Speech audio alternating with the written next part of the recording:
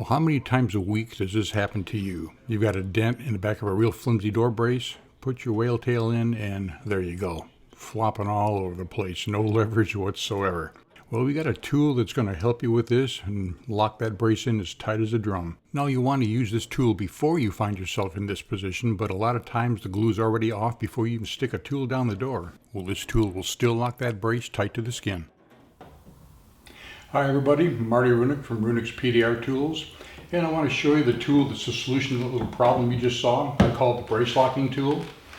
Steve from Ultradent Tools makes this for me because I do believe he makes the best accessories out there, so I figured why not go with the best to get it manufactured, right?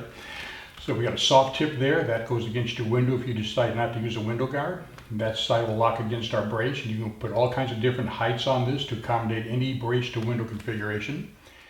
Let me show you how the tool works. You stick it through the door gap, lock it between the glass and the brace, do a little twist, let the handle sit on the trim pad, and there you go, nice and tight. Now it's very easy to get the exact amount of tightness you want between that brace and that door skin. You can either put some small extension tips to get it tighter, or you can screw one of those extensions outward a little bit, a few turns, to make it tight.